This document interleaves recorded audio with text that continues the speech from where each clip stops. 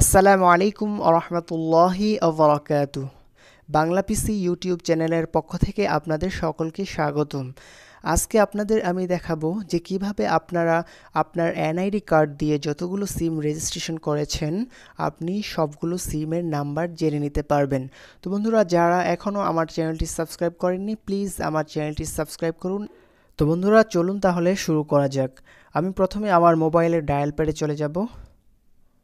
*16001#। তো বন্ধুরা, আপনারা যে কোনো নাম্বার থেকে এই কোডটি ডায়াল করতে পারেন। আমি আমার বাংলা লিংক নাম্বার থেকে এই কোডটি ডায়াল করছি।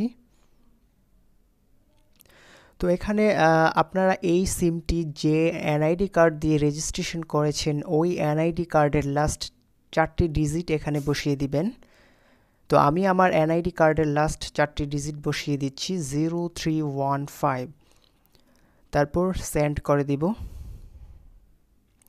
Your request has been accepted, please wait. তো বন্ধুরা, এখনই একটি এসএমএস এর মাধ্যমে আমাকে জানিয়ে দেওয়া হবে এই এনআইডি কার্ড দিয়ে আমি কতগুলো সিম রেজিস্ট্রেশন করেছি।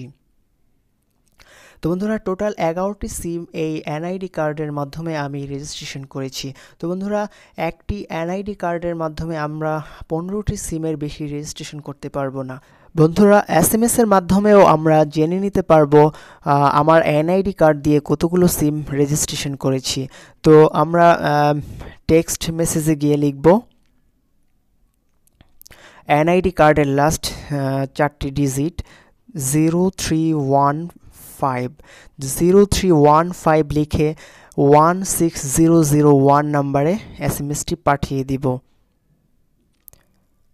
তো বন্ধুরা, এসএমএসটি পাঠানোর সাথে সাথেই আমাকে জানিয়ে দেওয়া হয়েছে একটি এসএমএস এর মাধ্যমে যে আমি আমার এনআইডি কার্ডের মাধ্যমে টোটাল 11টি সিম রেজিস্ট্রেশন করেছি।